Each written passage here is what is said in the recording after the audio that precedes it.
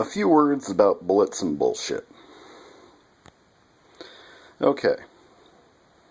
When people talk about the M16, the AR-15 being a high-powered assault rifle, they're full of crap. Let me explain why. These guys right here, they're what we call standard rifle cartridges. I have a bunch of them here. This one is an 8mm Mauser.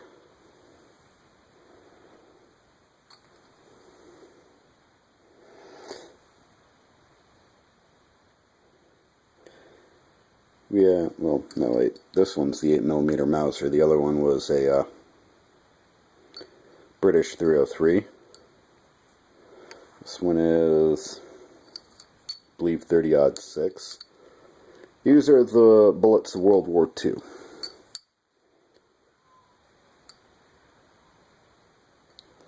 Mauser 303, US 30-06. That's what the Germans, the British, and the Americans used. Those are the standard cartridges of World War II.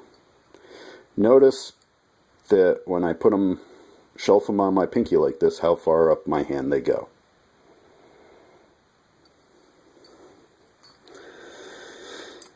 Here we have some other World War II cartridges. And post-World War II cartridges. These two are the US and NATO 7.62 NATO and the 308 Winchester, the commercial version of the military cartridge. And this one is the World War II Japanese 6.8 cartridge. So I think that's the Italian 6.8. At any rate though, World War II, 1950s, early 60s, still used in the medium machine guns around NATO.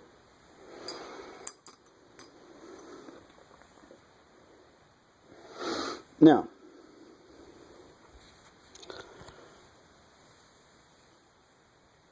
these two, this is your 9mm Luger. When I put that on my pinky shelf, it's an itty bitty little guy. Well, it's got a fairly wide bullet.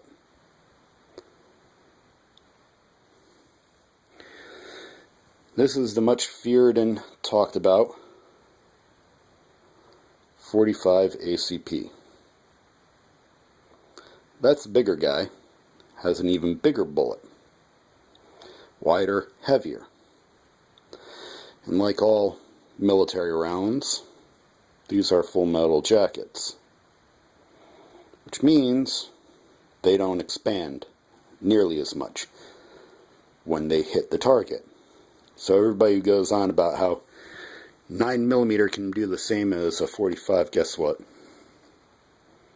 This is not going to perform the same as this. But if you get some of the police smart ones, the penetrator rounds, guess what? Those will work. Now, here we have the intermediate cartridges. These are not really pistol rounds. They're not really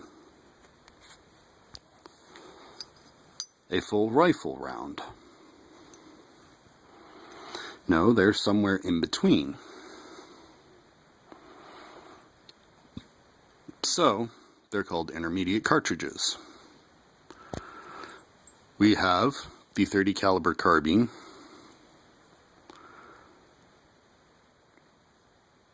This is famous for being used by the M1 carbine in World War II and by the South Vietnamese Army in the Vietnam conflict. We issued a ton of these to them.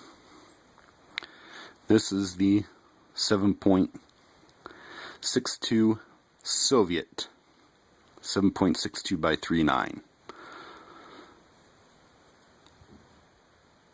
Here's the point where the bullet or the case ends, and the bullet keeps going. Now, let's take a look at it. Shelved on the pinky. Significantly smaller than the full rifle cartridges, but still firing a .30 caliber round. That means it is 3/10 of an inch across. Now, here's the dirty little secret. Here's the varmint cartridge. See how that is? There's where the bullets and the case meet. This is 5.56 by 45, or the 223. It's a dinky little thing. It fires a .22 cartridge at a high velocity. Don't believe me? Check it out.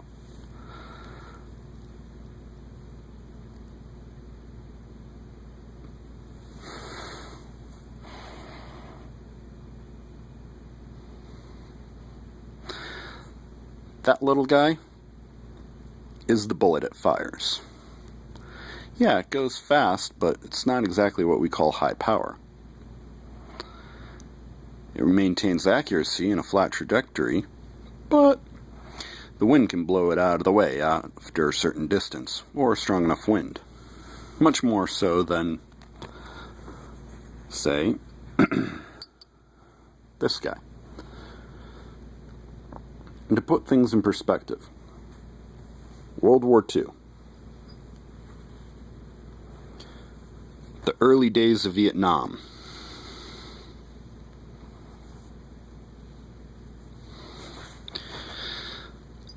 the end of Vietnam, Panama, everything else. Yeah. We have more firepower now, right, politicians? Because this is obviously much more deadly than this. But, to put things in real perspective, for all the political nonsense, this is a .50 caliber round. I can fit each of these inside there. That's a high-powered round. This is an intermediate cartridge. It's a little piece of shit designed to shoot squirrels. Groundhogs, woodchucks, beavers, nutria, things like that. In fact, most states, it's considered cruelty to animal to shoot a deer with it.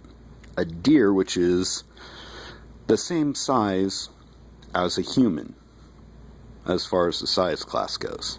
In fact, they recommend you use this or this. But you can get fined and arrested for using this. Think about that. Alright, I'm out.